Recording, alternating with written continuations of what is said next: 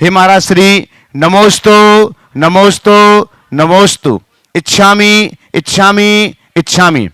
आइएगा बंधु, हम पूज्य श्री के पावन श्री चरणों में प्रार्थना करें। उसके पूर्व आप सभी के लिए भोपाल नगर में भी जो अपने घरों पर इस समय बैठ करके शंका समाधान के इस कार्यक्रम को देख रहे हैं, सुन रहे हैं, और भारत से बाहर संपूर्ण भारतवर्ष और भारत से बाहर 7 समुद्र पार भी जो इस कार्यक्रम को देख और सुन रहे हैं, आप सभी लोगों के लिए बड़े हर्ष और आनंद के साथ ये सूचित कर रहे हैं, आज से ही महाराज श्री का एक नया प्रवचन भावना योग के ऊपर प्रारंभ हुआ है। आज प्रारंभ मंगलाचरण है, कल से यह विधिवत प्रारंभ होगा। आप समय का ध्यान रखिएगा। प्रातः 8:35 से 9:25 तक भावना योग पर यह मांगलिक देशना महाराज श्री की आपको सुनने के लिए मिलेगी, और वह भी आज से लेकर हा तक के हिंदी के समस्त वर्णमाला के अक्षरों पर यह देशना आपको सुनने के लिए मिलेगी। कल पहला प्रवचन उसका होगा, अहंकार को कैसे हटाएं या अहंकार पर कैसे विजय पाएं भावना योग के माध्यम से।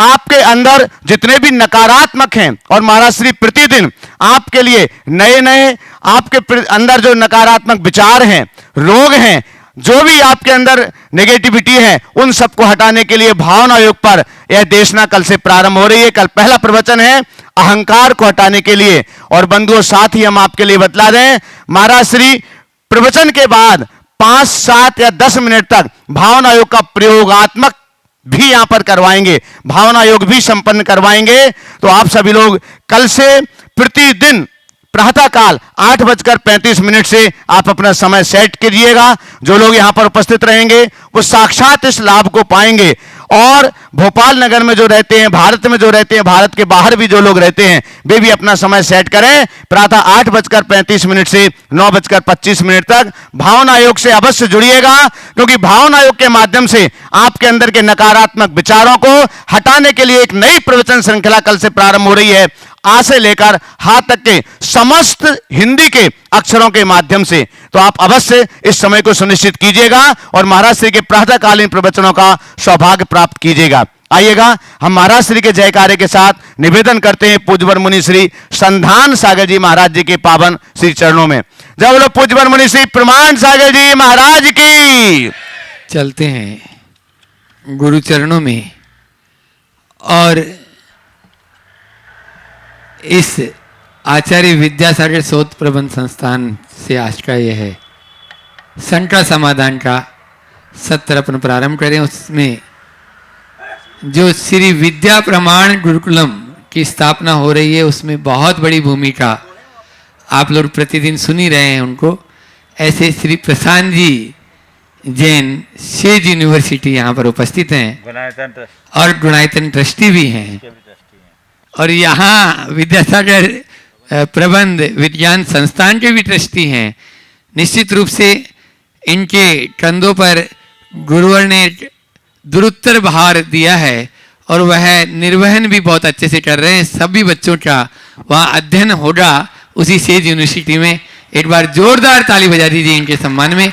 और वे अपना प्रश्न गुरु चरणों में कर रहे हैं, और उसके बाद में तैयार रहेंगे श्री सुनील जी जैनाविन अपनी पूरी कमेटी के साथ में। नमोस्तु गुरुदेव, नमोस्तु नमोस्तु नमोस्तु। गुरुदेव, हम आपके आशीर्वाद और आपके प्रमाद में तो हम हैरान हैं बिल्कुल। हमें समझ में ही नहीं आ रहा कि हम अपने आप को कैसे रोकें। रोज़ काम में मन लगता नहीं, और आसपास इतने सारे लोग घूमते रहते हैं, तो हमेशा समझ में आता नहीं है गुरुदेव कि एक ही बस अब उसे शंका बोलूं कि क्या समझ में नहीं है कि इतने सारे लोग घूमते हैं। आपके पास तो हजारों करोड़ों लोग, लाखों लोग आपके पास हैं, हमारे पास कुछ ही लोग हैं। तो हमें ये समझ में नहीं आता कि इनका वास्तविक अपनत्व हम कैसे पता करें। पहले तो मैं चाहूँगा एक बार प्रशांत भाई का जोरदार अभिनंदन करें। अत्यंत व्यस्त होने के उपरांत भी ये पर्याप्त समय अपने मिशन को आगे बढ़ाने के लिए दे रहे हैं। ये बहुत ही प्रशंसनीय कार्य है, और लोगों को भी इनसे प्रेरणा लेनी चाहिए। जहाँ तक सवाल है व्यस्तता का, मेरे हिसाब से शायद आपको भी अच्छे से अनुभव हो गया होगा कि मनुष्य की व्यस्तता कहीं बाधक नहीं बनती, बाधक बनती है हमारी प्राथमिकता। आपने जो कहा कि अब पता नहीं इतने व्यस्त होने के बाद भी कहीं और मन नहीं लगता, इधर मन लगता है, तो मैं समझता हूँ ये बड़ा शुभ लक्षण है, क्योंकि आपकी प्राथमिकता बदल गई है। और मैं यही चाहता हूँ कि आप सबकी प्राथमिकताएं बदले। जिस दिन प्राथमिकता बदलेगी जीवन बदल जाएगा।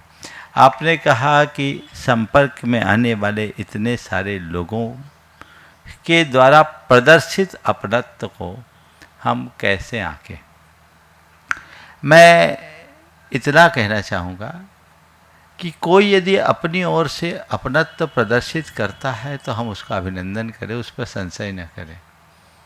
कोई हमें अपनत्व देता है, हम विनम्रता से स्वीकारें, हम उसे अपनाएं, लेकिन अंधा भरोसा न करें।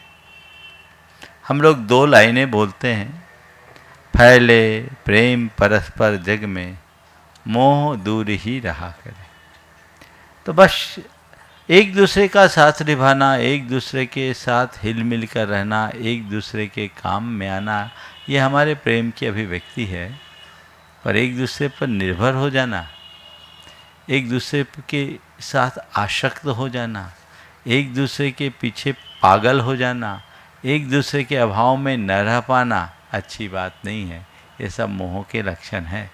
तो अपनत्व अगर कोई दे रहा है तो ये मान कर के चलो कि ज़रूर, और उसके प्रति आप आभारी बनो, और परमात्मा के प्रति भी आप अपना आभार प्रकट करो कि हे प्रभु, कम से कम मुझे इस लायक बनने का अवसर तो मिला कि लोग मुझे अब मेरे ऊपर विश्वास कर रहे हैं। पता नहीं उनका विश्वास कैसा हो, पर मैं ये चाहता हूँ उनका ये विश्वास स्थायी बने और मैं सामने वाले के विश्वास पर खरा उतर सकूँ। यदि ये सोच लेकर हम चलते हैं तो हमारे जीवन में कहीं विफलता नहीं होगी। हमें धोखा कहीं किसी से नहीं खाना पड़े, इसके लिए एक ही उपाय है कि आँख मूंद कर भरोसा न करें। नमोस्तु गुरुदेव, नमोस्तु। अपने बीच में आज सुपार्शना दिगंबर जैन मंदिर समिति कस्तूरबा नगर के उत्साही कार्यकर्ता अध्यक्ष सुनील जी जैनावीन और साथ में ही विजय कुमार जी कंड्या, पत्रकार श्री सुरेंद्र जी नरपत्या, देवेंद्र डी के जैन साहब जो कोषाध्यक्ष हैं। बहुत लंबी चौड़ी लिस्ट है, सबके नाम तो नहीं पुकार रहा, लेकिन जोरदार ताली बजा दीजिए। 2003 से लेकर 2025 तक गुरुवर के आशीर्वाद से इन्होंने जो वहाँ मंदिर का निर्माण किया, और अभी हाल ही में जो पंच कल्याणक हुआ उसमें भी इन्होंने सुपार्श्वनाथ भगवान की बहुत भव्य और मनोरम प्रतिमा प्रतिष्ठित करवाई, मूल नायक। तो निश्चित रूप से ये लोग बड़भागी हैं। ऐसे गुरु के सानिध्य में इन्होंने एक विकास यात्रा जो 2003 से लेकर 2025 तक की तय की, उसको एक निबद्ध किया पुस्तिका के रूप में। उसका विमोचन गुरु वर के सानिध्य में आज ये करना चाह रहे हैं। जोरदार तालियों से इनका सम्मान कर दें और उसका विमोचन भी कर दें। गुरु वर के कर कमलों में वह भेंट भी कर रहे हैं, और साथ में ही प्रश्न पूछेंगे सुनील जी जैनावीन और उनकी मातेश्वरी कुसुम जी जैनावीन और अन्य सदस्य। थोड़ा शीघ्रता करेंगे। वहीं से कर लो, अभी बाद में दे देना, दिखा दो। एक बार जोरदार ताली बजा दीजिए बंधुओं। बहुत ही सुंदर मंदिर वहाँ बना है, और उसको और अभी गुरुवर के आशीर्वाद से जैसा निर्देश उनको मिलता जा रहा है, ये लोग उस मंदिर को और उत्तरोत्तर आगे बढ़ाते चले जाएंगे। अच्छी समाज, बढ़िया समाज वहाँ की। यह है सुनील जी जैनावीन के निर्देशन में इस पुस्तिका का विमोचन। प्रश्न करें कुसुम जी जैनावीन, और उसके बाद में दूसरा आगे तैयार रहेंगे सुरेंद्र जी नरपत्या जो वरिष्ठ पत्रकार हैं, वे अपना प्रश्न जल्दी सवाल करो सुनील बाबू। हे महाराज जी नमोस्तु नमोस्तु नमोस्तु। हे महाराज जी, आपके आशीर्वाद से हम चाहते हैं कि समाधि मरण हो और जैन कुल में ही जन्म मिले हमें। बस रोज भावना भाव, जब समय आए तो तत्परता दिखाओ। ओ हो गया। हाँ सुनील भैया प्रश्न करें, और उसके बाद में तैयार रहेंगे सुरेंद्र जी नरपत्या और विजय कुमार जी कंड्या। नमोस्तु महाराज जी, नमोस्तु महाराज जी, नमोस्तु महाराज जी। मेरा शंका तो नहीं, लेकिन एक समाधान आपसे चाहिए था कि मनुष्य धर्म 2 प्रकार से हम मानते हैं। एक तो त्याग, व्रत, पूजा आदि मंदिर जाकर के करना, और दूसरा जीव रक्षा, जिसमें जीव जंतु पक्षियों की सेवा, भोजन पानी की व्यवस्था, चिकित्सा और मानव सेवा, जैसे गरीब निराश्रित बुजुर्गों का इलाज कराना, कृत्रिम अंगों का निर्माण कराना, आंखों की जांच कराकर उनका करना। तो विकलांगता के लोगों का ऐसा कार्य कई सालों से करते आ रहे हैं भोपाल उत्सव मेला समिति के सहयोग से। तो महाराज हमें इसमें कई बार हमसे चूक होती है कि हम मंदिर के प्रोग्राम में उस दिन जो है विकलांग की सेवा या सेरेब्रल पॉलिसी यानी जन्मजात विकलांगता पे जब काम करते हैं तो हमको वहाँ जाना पड़ता है और हमारा उस दिन का मंदिर छूट जाता है। आपका मार्गदर्शन चाहिए महाराज। देखिए, धार्मिक क्रियाएं और सेवा का भाव दोनों अपना अपना महत्व रखती है। हमें अवसर और अनुकूलता के अनुसार धार्मिक क्रियाओं को तत्परता से करना चाहिए, क्योंकि धार्मिक क्रियाएं हमारे जीवन में सकारात्मक बदलाव लाती हैं और वहीं से हमारे हृदय में सेवा, परोपकार, दया और करुणा के भाव उमड़ते हैं, प्रेरणा मिलती है। इसलिए धार्मिक क्रियाओं को कभी गौर न करें। जहाँ तक इस तरह के सेवा कार्यों में सम्मिलित होने का सवाल है और इस सेवा कार्य में सम्मिलित होने के क्रम में धार्मिक क्रियाओं से वंचित होने का सवाल है, तो मैं कहता हूँ ऐसा साल में 2-4 बार ही तो आता है ना। पहले कोशिश करें कि अगर हमें ऐसे आयोजनों में सम्मिलित होना है, आयोजन और एक है कार्य, सेवा का कार्य, दोनों अलग अलग है। एक आदमी दुर्घटनाग्रस्त हो गया तो हमें सर्व प्राथमिकता से उसकी चिकित्सा करानी चाहिए, भले हम मंदिर के लिए निकले हों, पर जैसा आदमी हमें पीड़ित दिख रहा है, जिसकी कोई सहायता करने वाला नहीं है, हमें उसे चिकित्सक के पास ले जाना चाहिए और उतनी देर के लिए उसी कर्म को अपनी पूजा मान लेनी चाहिए। लेकिन आयोजनों का जहाँ तक सवाल है तो आयोजनों को एडजस्ट करना चाहिए। आयोजन इस रूप में करें कि हम धार्मिक कार्यों में भी सहभागी हो जाएं और टाइमिंग ऐसा सेट करें कि वो काम भी हो जाए। आयोजन तो हम अपने तरीके से मेंटेन कर सकते हैं, लेकिन इस तरह के आयोजनों में इतनी ज़्यादा संलिप्तता हो जाए कि धार्मिक कार्यों को ही हम भूल जाएं, वो उचित नहीं। महाराज श्री, दिल्ली की तर्ज पर जैसा दिल्ली लाल किले पे जैन मंदिर है और उस लाल मंदिर में जीव दया के प्रति पक्षियों का एक अस्पताल खुला हुआ है, जो शायद देश का पहला अस्पताल है। हम चाहते हैं कि हम कस्तूरबा नगर में इस तरह के एक बहुत सुंदर। मैं चाहूँगा इनके इस भाव की बहुत बहुत अनुमोदना करें और ये लोग बहुत अच्छा कार्य कर रहे हैं। मेरा पूरी टीम को बहुत बहुत आशीर्वाद। चलिए नमस्ते। सुरेंद्र जी नरपत्या, वरिष्ठ पत्रकार, उसके परम आदरणीय गुरुवर के चरणों में त्रिवार नमोस्तु नमोस्तु नमोस्तु। महाराज जी, 84 लाख योनियों में मनुष्य योनि सर्वश्रेष्ठ है, ऐसा बताए, और हम भी मनुष्य योनि में हैं और देवलोक में देव भी ये चाहते हैं कि मनुष्य योनि में उनका जन्म हो। मेरा प्रश्न महाराज जी ये है कि जब सर्वश्रेष्ठ मनुष्य योनि है तो हम प्रत्येक कार्यक्रम में देव बन के कार्य करना क्यों चाहते हैं? बहुत सुंदर। ये बात सत्य है कि लोक में सर्वश्रेष्ठ योनि है मनुष्य योनि, और आपका ये सवाल भी बिल्कुल जायज़ है कि जब मनुष्य योनि श्रेष्ठ है तो हम देव बनकर भगवान की पूजा वंदना क्यों करते हैं? इसके पीछे 2 कारण, एक आध्यात्मिक और दूसरा व्यवहारिक। पहला आध्यात्मिक कारण वो ये बताता है कि लोक में समृद्धि के नाम पर देवताओं को सबसे ऊंचा माना जाता है। देवताओं के पास सर्वाधिक समृद्धि है और देवताओं की उसी समृद्धि से आकर्षित होकर बहुत सारे लोग देवी देवताओं की पूजा आराधना में लग जाते हैं।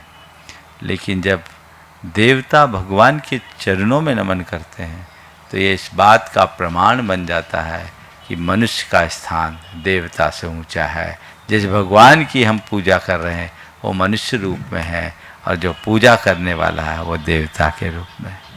इसके पीछे का एक आध्यात्मिक दृष्टिकोण है जो हमें समझना चाहिए कि हमारा पूज्य, हमारा उपास, हमारा आराध्य आखिर में कौन है। समझ गए? तो मनुष्य का स्थान देवताओं से ऊंचा है। इसलिए हम देव बनकर, इंद्र बनकर भगवान के चरणों में अपना आराधन करते हैं, जो इस बात का प्रमाण बनता है कि जिनेंद्र का स्थान इंद्र से भी ऊंचा है। दूसरा एक व्यवहारिक कार्य, मनुष्यों को देह बाधा बहुत होती है। हमारी शरीर की कुछ ऐसी स्थितियां जो हमें करना पड़ता है। देवी देवताओं को ये बाधा नहीं होती, समझ गए? उनको बहुत अल्प होता है, उनको खाना पीना भी कुछ नहीं होता, मानसिक होता है, मल मूत्र भी उन्हें नहीं होना होता, श्वास ही वो बहुत दिनों बाद लेते हैं, तो उनको देह बाधा नहीं होती, वो अनावरत भक्ति करते हैं।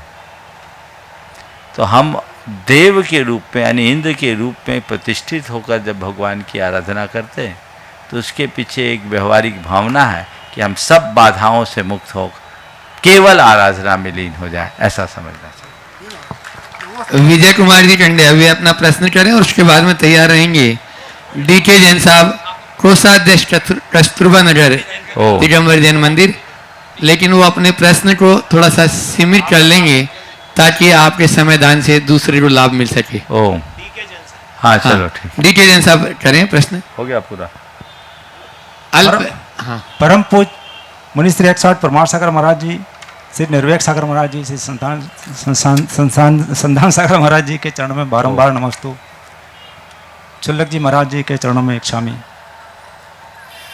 जैन धर्म के रिचुअल्स को रिडिफाइन करने वाले और स्पिरिचुअल टू को रिफाइन करने वाले हे गुरुवर, आप वीतराग विज्ञान के ऐसे वैज्ञानिक हैं जो अपने आप में एक विशाल प्रयोगशाला भी हैं। आपकी प्रयोगशाला में तैयार रसायनों के शब्द कलश हम सामान्य जनों की आदि व्याध को दूर करने के लिए अचूक औषधि हैं। हे गुरुवर, आपका चरण सानिध्य पाकर शंकाएं तो अपने आप ही दूर हो जाती हैं, जैसे कि समोसरण में जाने से मिथ्या दूर हो जाता है। परंतु जब हम अपनी सामान्य मनोदशा में लौटते हैं तो अनेक द्वंद्व विचारों में आने लगते हैं और आस्था और बुद्धि विवेक के बीच में रस्साकसी शुरू हो जाती है। ऐसा ही एक द्वंद्व आपके चरणों में आपके मार्गदर्शन के लिए रख रहा हूँ। गुरुवर, आधुनिक विज्ञान का माइक्रोस्कोप जैन धर्म के सिद्धांतों के साथ डट कर खड़ा है। माइक्रोस्कोप जैन धर्म से डट कर खड़ा है, लेकिन टेलीस्कोप जैन धर्म के सिद्धांतों को चुनौती देता है। और विरोधाभास यह है कि जिस स्पेस साइंस के सिद्धांत पर आधारित ये उपकरण हम लोग उपयोग करते हैं, ये तो हम आजकल जीवन में 24 घंटे उपयोग करते हैं, लेकिन उस स्पेस साइंस का जो है सिद्धांत है वो जैन धर्म के आगम के एकदम विरुद्ध है। ओ समस्या बहुत ये है अच्छी, आज से समझ गया मैं। जी आप जो बात कर रहे हैं बहुत ही वजनदार तरीके से आपने अपनी प्रस्तुति दी है। एक बार इनके प्रश्न का जोरदार अभिनंदन करें। आपका ये जो वाक्य है कि माइक्रोस्कोप के साथ तो साइंस पूरी तरह डटकर खड़ा है जैन धर्म के साथ, पर टेलीस्कोप के साथ बिल्कुल नहीं। लेकिन नहीं, अगर जैन धर्म को गहराई से समझे तो आप पाएंगे कि दोनों जगह हम कहीं अलग नहीं। मैंने कई बार इस विषय पर अपना मंतव्य प्रकट किया है। दरअसल इस विषय को लेकर जब भी हम खगोली और भौगोलिक बातों की बात करते हैं तो लगता है कि बहुत डिफरेंस है। स्पेस साइंस में तो बहुत ही ज़्यादा, लेकिन ऐसा कोई नहीं जानता। न तो हमारे शास्त्रों की बात गलत है और न ही विज्ञान से द्वारा प्रतिपादित चीज़ें झूठी है। दोनों अपनी अपनी जगह सही। महाराज कैसे सही हो सकती है? हाँ सही है, अपनी अपनी जगह सही। कैसे? हमारे शास्त्रों में दो प्रकार की पृथ्वी का उल्लेख है, एक शाश्वत पृथ्वी और दूसरी अशाश्वत पृथ्वी। शाश्वत पृथ्वी जहाँ काल का कोई कुप्रभाव नहीं, कोई असर नहीं पड़ता, सारी व्यवस्थाएं समान होती है, जैसे विदेश क्षेत्र। जी महाराज। भारत और ऐरावत क्षेत्र के आर्य खंडों को छोड़कर संपूर्ण मनुष्य लोक की जो पृथ्वियां हैं वो शाश्वत है। जी महाराज। पर भारत और ऐरावत क्षेत्र के आर्य खंड में काल के प्रभाव से वृद्धि ह्रास होता है। ऐसा हमारे शास्त्रों में वर्णन आता है कि जब पृथ्वी भोग भूमि का युग था, धरती सपाट थी, कांच की तरह धरती एकदम समान थी, कोई पर्वत पहाड़ी ऊंच नीच कुछ नहीं थी। भोग भूमि से जब कर्म भूमि के रूप में परिवर्तन हुआ तो ये धरती 1 योजन अचानक ऊपर उठी। इस धरती के 1 योजन अचानक उठने से इस धरती में बहुत बड़ा प्राकृतिक परिवर्तन हुआ। अनेक शुद्ध पर्वत और उपसमुद्र प्रकट हो गए, जिससे भरत और ऐरावत क्षेत्र के इस आर्यखंड का शेष जम्बूद्वीप से कनेक्शन कट गया। चूंकि हमारे शास्त्रों में इन शाश्वत पृथ्वी का वर्णन अशाश्वत का नहीं है, इसलिए बातें आज हमारे सामने नहीं है, उस ग्रंथ हमारे पास लुप्त है। लेकिन सांकेतिक रूप में धरती उठी, ऐसा उल्लेख आता है। हमारे यहाँ कुलकरों की बात आती है तो ये भी आता है कि कुलकरों ने अलग अलग समय में अलग अलग व्यवस्थाएं दी। तो कुलकर के काल की भी व्यवस्थाएं हमारे सामने आती है। उसमें बताया गया अकेले चंद्रशूर तारे नहीं दिखते थे, किसी कुलकर ने उनका परिचय दिया। कभी बारिश नहीं होती थी, कुलकर ने उसका परिचय दिया। पर्वतों पर चढ़ने का उनने उपदेश दिया, नदियों को पार नौका द्वारा पार करने का उपदेश दिया, पहले नहीं दिखती थी। जी तो इसका मतलब ये बहुत बड़ा प्राकृतिक परिवर्तन था। चूंकि शास्त्रों में उन सब चीज़ों का आज उल्लेख देखने को नहीं मिलता, क्योंकि वो शास्त्र नष्ट हो गए, पर बीज उसके। तो मैं समझता हूँ जब ये धरती 1 योजन ऊपर उठी होगी जी, तो ऐसा तो नहीं कि किसी तस्तरी में किसी ने नीचे से जैक लगा दिया और धीरे से उठ गई। बहुत बड़ा परिवर्तन, बहुत बड़ा परिवर्तन और ऊर्जा का महाविस्फोट हुआ हो। जी हो सकता उसके कारण वो एरिया ग्लोबल शेप ले लिया। जी महाराज। और उस विस्फोट से जो एनर्जी निकली हो उससे प्लैनेट्स बन गए हो, जी जो आप अपने टेलीस्कोप से जोड़ के देख रहे हैं। जी महाराज। हो सकता है वो आज इस रूप में दिख रहे हैं, जी, क्योंकि हमारे हिसाब से तो आज चांद को जाने के लिए पहले सूरज को पार करना पड़ेगा। जी तो वो सूरज चांद जो हमारे शास्त्रों में वहाँ नहीं है, लेकिन ये तो कहीं ना कहीं हो सकता है। जी तो ये चीज़ें संभावनात्मक है, और संभावनात्मक बातों को संभावनात्मक दृष्टि से देखना चाहिए। जी महाराज। और उसको अगर हम उस तरीके से देखेंगे तो सुपरिणाम आ सकते हैं। नमस्ते महाराज। नमस्ते नमस्ते। एक बार जोरदार ताली बजा दीजिए पूरी कमेटी के लिए। और अब अपने बीच में बैंकुंठ से वरुण प्रियंका मुनीष पुरु जैन यहाँ पर उपस्थित है, गुणायतन ट्रस्टी। महाराज श्री के चरणों में बारंबार नमोस्तु नमोस्तु नमोस्तु। सभी क्षुल्लक जियों के चरणों में मेरा इच्छामी। महाराज श्री, मेरा ये प्रश्न है कि जैसे हम जो कंदमूल नहीं खाते उसमें माइक्रो ऑर्गेनिजम्स और बैक्टीरिया होते हैं, लेकिन जो दही होता है उसमें भी मतलब बैक्टीरियाज और माइक्रो ऑर्गेनिजम्स होते हैं, तो फिर हम दही का सेवन क्यों करते हैं? बहुत अच्छी बात है। कंदमूल नहीं खाते हैं और दही भी सामान्य रूप से नहीं खाना चाहिए। लेकिन हमारे यहाँ जो दही है, हमारे यहाँ 2 तरह के जीव हैं, सूक्ष्म और बादर। बादर जीव वे होते हैं जो बाधा करते हैं और बाधित होते हैं। सूक्ष्म जीव वो होते हैं जो न बाधित होते हैं न बाधा करते हैं। समझिए, उसमें प्लांट टाइप बैक्टीरियाज होते हैं, एनिमल टाइप नहीं होते। तो उनको ना हम खा पाते हैं न पचा पाते हैं, इसलिए उनको नुकसान नहीं होता। इसलिए जैन धर्म में 24 घंटे की मर्यादा की दही को स्वीकार माना गया है, सेज को नहीं। ठीक है ना? पूर्व नमोस्तु महाराष्ट्री, नमोस्तु महाराष्ट्री, नमोस्तु महाराष्ट्री। अपने माता पिता के पैर दबाने चाहिए।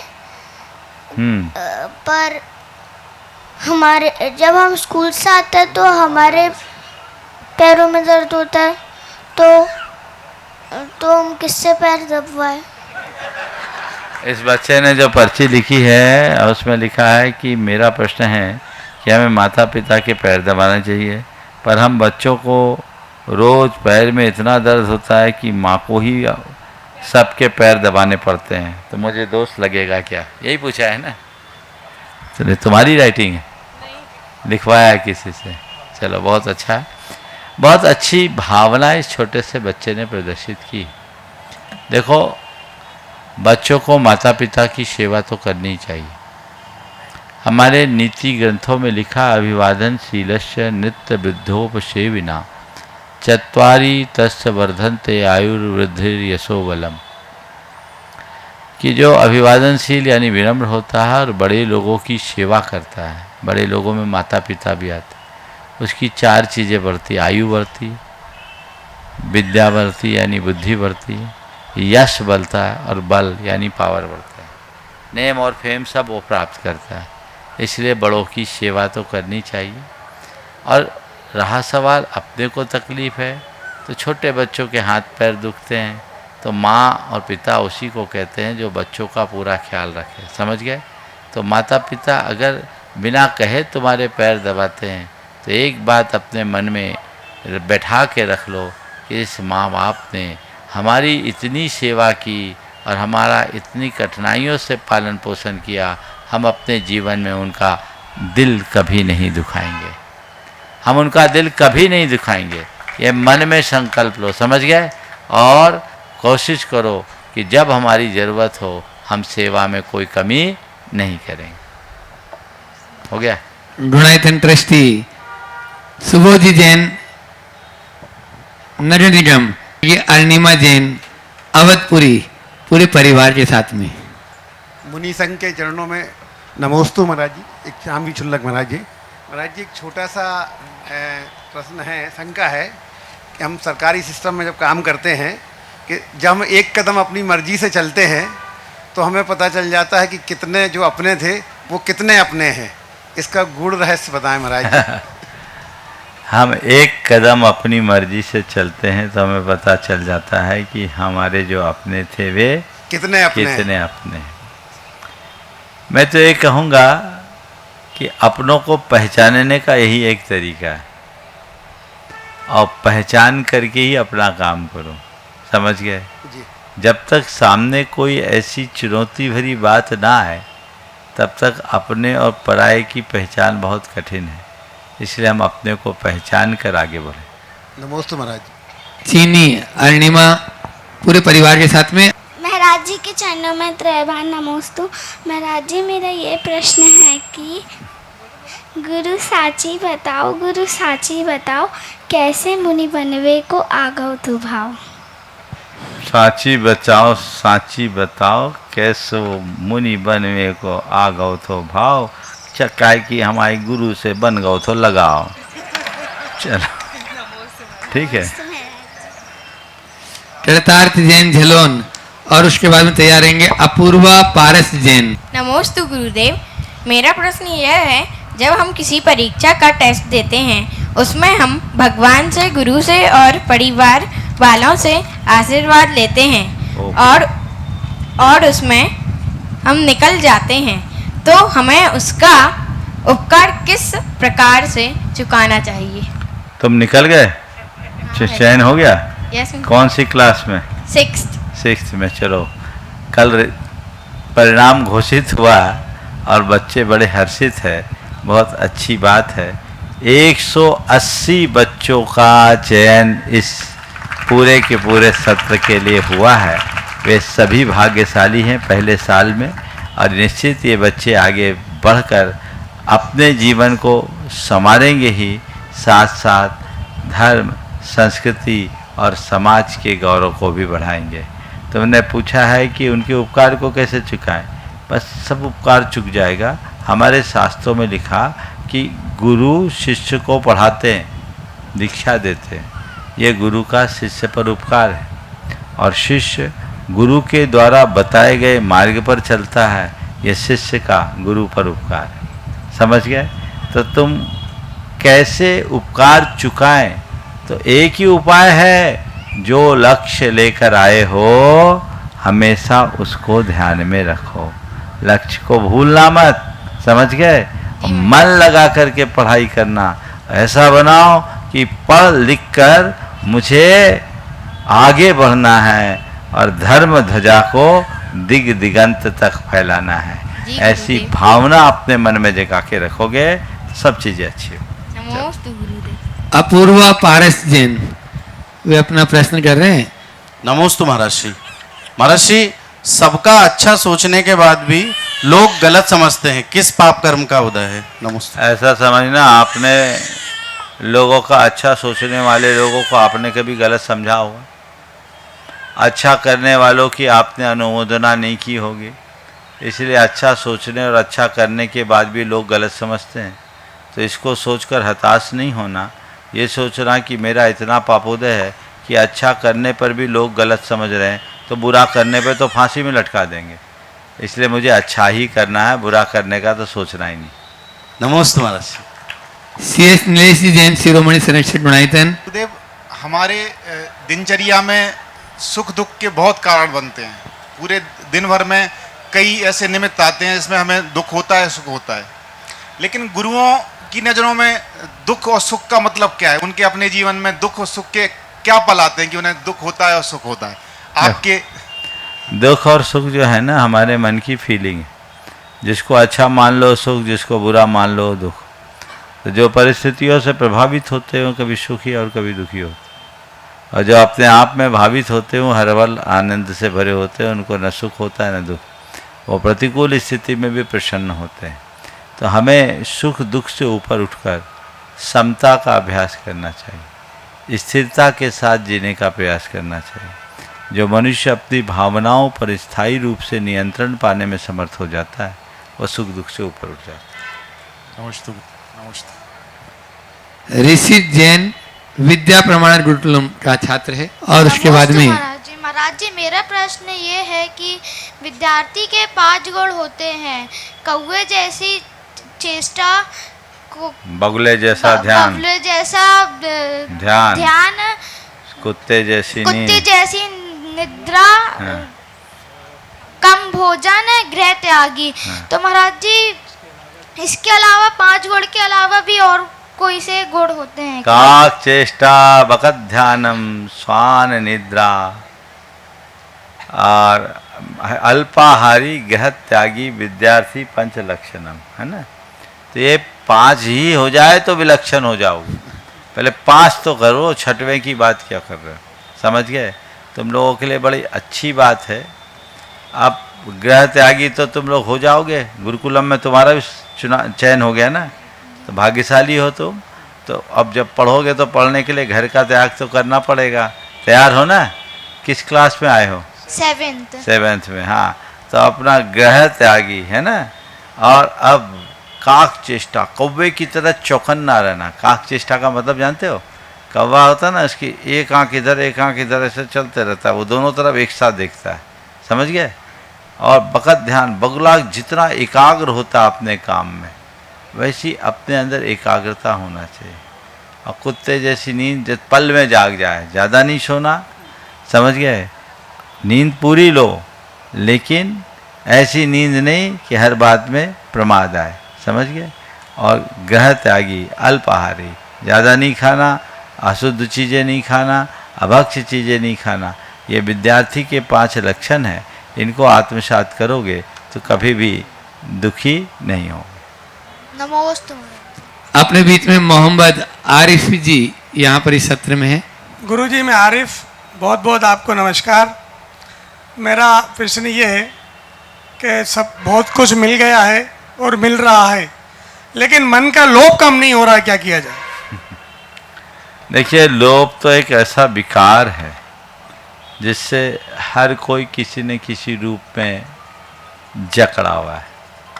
लोभ पर नियंत्रण पाने के लिए हमें संयम आत्मसात करना होगा। संयम आत्मनियंत्रण से आता है। आवश्यकता और उपयोगिता का विवेक जागृत कर यदि हम अपने अंदर संयम का भाव लाए तो लोभ पर नियंत्रण होगा, समझ गए। ये लोभ केवल पैसों से संबंधित नहीं होता। पैसे का लोभ, पद का लोभ, यश का लोभ, भोजन का लोभ, कई प्रकार का लोभ होता है। आत्म संयम हमारे लोभ के नियंत्रण का आधार है। तो हम जितना जितना संयम भाव जगाएंगे, अपने आप को उतना ही लोभ मुक्त कर पाएंगे। धन्यवाद। Gunayatan trustee Siddharth lake city से महावीर जी, ममता सिंगई, और उसके बाद में महाराज श्री जी से निवेदन करेंगे। मेरे परम उपकारी पूज्य श्री परमार सागर महाराज जी, निर्वेक सागर महाराज जी, संदासन महाराज जी, समस्त मुनि संघ के चरणों में सिद्धार्थ लक सिटी समस्त समाज जन की तरफ से बारंबार नमोस्तु नमोस्तु नमोस्तु। हाँ बोलो। गुरुवार दुश्मन भी बड़ी आसानी से कहाँ मिलते हैं, दुश्मन भी बड़ी आसानी से कहाँ मिलते हैं, बहुत लोगों का भला करना पड़ता है, इसका गुण रहस्य बताया। दुश्मन भी बहुत आसानी से कहाँ मिलते हैं, बहुत लोगों का भला करना पड़ता है। बहुत ही गहरा संदेश है इस वाक्य में, और इसमें कुछ ऐसा प्रतिध्वनित सा हो रहा है कि जो औरों का भला करते हैं उनके ही लोग दुश्मन होते हैं। आपकी इन दो पंक्तियों का जवाब मैं इन दो पंक्तियों से देना चाहूँगा। मैं जिसके हाथ में एक फूल देकर आया था, मैं जिसके हाथ में एक फूल देकर आया था, उसी के हाथ का पत्थर मेरी तलाश में है। जय हो, जय हो, जय हो। मैं समझता हूँ अब और अधिक विवेचना की आवश्यकता नहीं। नमोस्तु महाराज जी, नमोस्तु महाराज। चलते हैं मंचासीन पूज्य निर्वेद सागर जी महाराज की तरफ। चिद्रूप सागर, अच्छा, चिद्रूप सागर जी महाराज जी, वे अपनी संख्या के माध्यम से आप सबको लाभान्वित कर रहे हैं। चिद्रूप सागर जी महाराज। पूज्य मुनित्रय के चरणों में बारंबार नमोस्तु। महाराज जी, तत्वार्थ सूत्र में एक सूत्र आता है, तीव्र मंद ज्ञाता ज्ञात भावाधिकरण वीर विशेषभ्य तद विशेषा। तो कर्म बंध में ज्ञात और अज्ञात के कारण से विशेषता आती है। तो कई लोग ऐसा मानते हैं कि हमें ज्ञान हो जाएगा तो हम फिर भी पाप करेंगे तो हमें पाप ज़्यादा बंद होगा, और इससे अच्छा तो हम ज्ञान ना करें तो अच्छा है। तो क्या अज्ञान से उनकी सोच ये सही है क्या? मैं नमस्ते। देखिए, बहुत अच्छी बात है।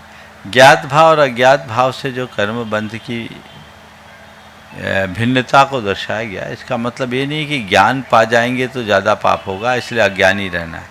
यहाँ ज्ञात और अज्ञात का मतलब आप चीज़ों को जानबूझ करके कर रहे हैं, आपसे अनजाने में हो रहा है, यानी इंटेंशनली कर रहे हैं या एक्सीडेंटली हो रहा है। ज्ञात और अज्ञात भाव का ये अर्थ है, ये नहीं कि पढ़ लिख के कर रहे हैं या बिना पढ़े लिख रहे हैं। आप इरादतन या गैर इरादतन आपके द्वारा किया जाना एक दुर्घटना मात्र है या प्रायोजित कृत्य है। अगर अचानक कोई दुर्घटना हो जाए तो उससे पाप कम होगा, अनजाने में हो गया, धोखे से हो गया। आपने किसी को एक हल्का सा धक्का दिया, भैया थोड़ा साइड हो जाओ, वो गिर गया, सिर में चोट लग गई और ऑन स्पॉट चला गया, एक आदमी की मृत्यु हुई, आप हत्यारा कहलाए, लेकिन आपका इरादा हत्या करने का नहीं था, आपको वैसा अभियोग भी नहीं लगेगा और आप वैसे पाप के भागी भी नहीं होंगे, क्योंकि वो आपका उद्देश्य नहीं था। लेकिन किसी व्यक्ति ने एक व्यक्ति को टारगेट बनाकर गोली चलाई कि वो मर जाए, उसे मार डालूं, पर वो व्यक्ति संयोगता बच गया, तो भी आप हत्यारे या हत्या के इरादे से हत्या के प्रयास के आरोपी बनोगे और सामने वाला बनेगा और उसे कड़ी सजा भुगतना पड़ेगा। तो क्या हुआ, एक दुर्घटना थी और एक प्रायोजित कृत्य था।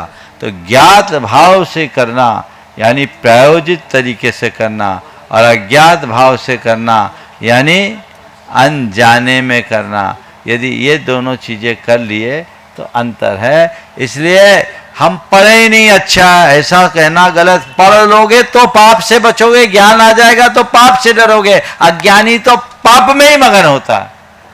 जो पाप को पाप ही नहीं समझता वो कभी पाप मुक्त नहीं हो सकता। पाप मुक्त वही हो सकता है जो पाप को पाप समझता है। इसलिए अपने आप को बहुत ही सावधान रखने की आवश्यकता और अपेक्षा है। बोला परम पूज्य आचार्य गुरुवर श्री विद्यासागर जी महाराज की, परम पूज्य निर्यापक श्रवण मुनि पुंगव सुधा सागर जी महाराज की, परम पूज्य मंचासीन बात्सल योगी सिद्धांत वेत्ता पूज्य मुनि श्री प्रमाण सागर जी महाराज की, पूज्य मुनि श्री निर्वेक सागर जी महाराज जी की, संदान सागर जी महाराज की, मुनि संघ की। महाराज श्री, मेरा प्रश्न कुछ संस्कृति को लेकर के है। हमारे संस्कार पाश्चात्य होते जा रहे हैं और संस्कार जब पाश्चात्य होते जाएंगे तो संस्कृति हमारी नहीं बन पाएगी, क्योंकि संस्कार से ही संस्कृति बनती है।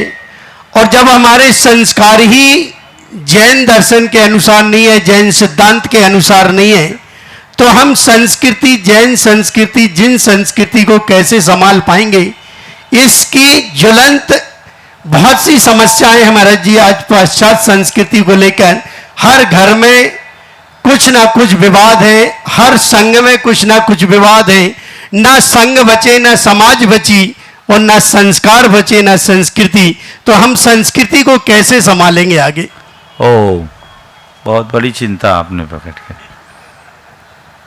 देखो, ये तो समय का प्रभाव है, और जब समय के बहाव में इस तरह का प्रवाह बढ़ता है तो सब बहते हैं, बचते केवल वही है जो तैरना जानते हैं।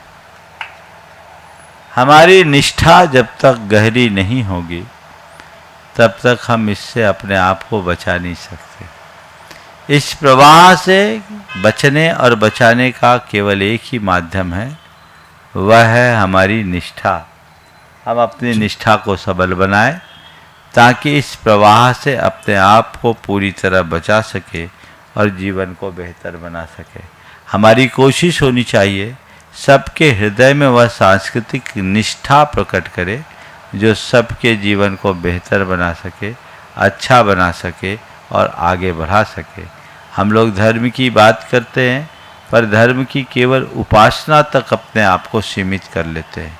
जब तक धर्म के आध्यात्मिक अर्थ को समझकर उसे आत्मसात नहीं करे और आध्यात्मिकता के साथ हम धर्म से न जुड़े, तब तक हम अपने जीवन में कुछ भी नहीं कर सकते।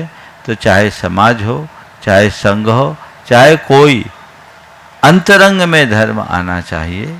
जो दृष्टिकोण के परिवर्तन के बाद ही संभव है, वो हम घटित करें, जिससे जीवन को बेहतर बनाया जाए। नमोस्तु। बंधुओं, जो भी इस कार्यक्रम को देश विदेश में सुन रहे हैं, आप लोगों को बता दें कि प्रमाणित पाठशाला द्वारा प्रति माह, बल्कि देश और विदेश में प्रमाणित पाठशालाओं के द्वारा अनेक कार्यक्रम आयोजित किए जा रहे हैं। इसी क्रम में अभी जो महावीर जयंती और परम पूज्य महाराज श्री जी का 38वां दीक्षा दिवस भव्य रूप से भोपाल में यहाँ पर आप लोगों ने मनाया, उसी के तहत एनआरआई पाठशाला और प्रमाणित पाठशालाएं जितनी चल रही है, उन लोगों के द्वारा भी एक कार्यक्रम आयोजित किया जा रहा है बहुत बृहद पैमाने पर। जो एनआरआई पाठशालाएं चल रही है, उसके लिए यह 10 मई को यह कार्यक्रम आयोजित होगा, और जो भारतवर्ष में जो यह 25 अप्रैल को यह कार्यक्रम आयोजित होगा। इसके लिए पूज्य महाराज श्री जी चरणों में पूरे प्रमाणित पाठशालाओं के द्वारा नमोस्तु निवेदित किया जा रहा है। हाँ, एनआरआई पाठशालाओं का कार्यक्रम जो है 10 मई को जो रहेगा वह दिन में 12 बजे न्यूयॉर्क के समय के अनुसार, और भारतीय जो 25 अप्रैल को जो भारत में जो प्रमाणित पाठशालाएं चल रही है, उनमें होगा वह 7:30 बजे, 7:30 पर शाम 7:30 बजे। और ये सभी पाठशालाओं के द्वारा महाराज जी आपके चरणों में नमोस्तु निवेदित किया जा रहा है। आपसे विशेष आशीर्वाद इसके लिए प्राप्त करने के लिए सभी निवेदन कर रहे हैं। देखिए, प्रामाणिक समूह बहुत अच्छा कार्य कर रहा है, और प्रामाणिक पाठशालाओं के माध्यम से एक बड़ी क्रांति हुई। बच्चे के हृदय में जो संस्कार और उमंग जागृत हुई है, वो बहुत प्रशंसनीय है। मुझे बेहद प्रसन्नता है कि इस समूह ने इस महावीर जयंती के कार्यक्रम को बच्चों को उत्साहित करने की दृष्टि से नए रूप में आयोजित किया है। मेरा सभी कार्यकर्ताओं और इसमें भागीदारी रखने वाले बच्चों और उनके अभिभावकों को बहुत बहुत आशीर्वाद है कि वे इसी तरीके से आगे बढ़ते रहें और अच्छे कार्य करते रहें। बंधुओं, जैसा कि अभी आप सबको प्रवचन इस शंका समाधान के प्रारंभ में बताया गया कि अब एक नई प्रवचन श्रृंखला चालू हुई है और ये प्रवचन श्रृंखला बहुत दिनों से मेरे मानस में थी, लेकिन यहाँ आने के बाद अचानक लगा कि अब इसे शुरू कर देना चाहिए और कल से एक नई श्रृंखला होगी जिसमें प्रवचन के साथ कुछ साधनागत अभ्यास भी होगा। वो है भावना योग, नकारात्मकता का हल। हमारे जीवन की जितनी भी नकारात्मकताएं हैं उनको हम भावना योग से कैसे दूर कर सकते हैं। हमारी कोशिश होगी एक एक दिन एक एक प्रकार की नकारात्मक वृत्ति को साथ लेकर हम न केवल उस पर विवेचना सुनेंगे अपितु अंत के 10 मिनट हम भावना योग का एक छोटा सा सत्र लेंगे और दिन भर के लिए एक टास्क लेंगे। वो आपके पूरे जीवन के ट्रांसफॉर्मेशन का कारण बनेगा। मैंने कहा था कि धर्म की उपासना करने वाला अनुयायी होता है और धर्म को आत्मसात करने वाला साधक। अनुयायी धर्म को मानता है और साधक धर्म को साधता है। मानना बहुत बड़ी बात नहीं है, साधना बहुत बड़ी बात है। जब हम अनुयायी बनते हैं तो अपनी केवल पहचान बनती है, पर जब हम साधना करते हैं तो रूपांतरण घटता है। जीवन का कल्याण धार्मिक होने के पहचान मात्र से नहीं होगा, जीवन का कल्याण केवल तब और तब होगा जब हम अपने आप को रूपांतरित करें, भीतर से रूपांतरित करें। तो एक कुछ ऐसा प्रयास और ये अभ्यास होगा। तो मैं चाहूँगा आप इसकी सूचना सब तक पहुँचा दें और कोशिश करें झरने का पानी पिए, झरने के पास बैठ कर के पिए। गर्मी में वो तरावट होगी, लेकिन जो झरने के पास आने में असमर्थ है वो सप्लाई का भी पी ले, प्यासे न रहे। पास रह कर के अगर आप लाभ लेंगे तो आपकी प्यास भी बुझेगी और मन भी तृप्त होगा। और सप्लाई के पानी से केवल प्यास बुझेगी, मन की तृप्ति कितनी होगी मैं कह नहीं सकता। इसलिए ये प्रवचन श्रृंखला अभी से आप विज्ञापित करें। आज से लेकर ह तक हर दिन कोई एक नकारात्मक शब्द होगा जो एक एक अक्षर पर होगा आ ई के क्रम में, और उनकी सकारात्मक व्याख्या और उससे बाहर होने का, उससे मुक्त होने का क्या मार्ग है, हम उस पर चर्चा करेंगे। यद्यपि इस तरह की प्रवचन श्रृंखला मैंने पहले भी ली, लेकिन वो अलग शब्दों की थी। इस बार नए शब्दों में नकारात्मकता का सकारात्मक हल कैसे हो और भावना योग उसमें किस भांति कारगर होगा, ये आप सबको जानने को मिलेगा। इसलिए इसकी जानकारी सब तक आप पहुंचा दें ताकि अधिक से अधिक लोग लाभान्वित हो सके और इसका लाभ लिया जा सके। सबके जीवन में ऐसा परिवर्तन आए और सभी अपने जीवन को मंगलमय बना सके। इस भाव के साथ कल जिन बच्चों का रिजल्ट मिल गया, चुनाव हो गया, वो बहुत हर्षित हैं। जो बच्चे वंचित रह गए वे आगे के लिए प्रयास करें, भावना भाएं कि उनके लिए भी कुछ हो जाए। और पुण्य गाढ़ा हुआ तो हो सकता है 1-2 दिन 3 दिन में आपको एक नई सोचना और मिल जाए, क्योंकि भोपाल की इस कार्यवाही को देखकर अन्य जगह भी हलचल हुई। नाम तो अभी नहीं बताऊंगा, लेकिन लोग बहुत तत्परता से जुटे हुए हैं। यदि आपके अनुकूल व्यवस्थाएं बन गई तो हो सकता है अभी जितने बच्चे बच गए उनको भी अवसर मिल जाए। बोलिए परम पूज्य आचार्य गुरुवर श्री विद्यासागर महाराज।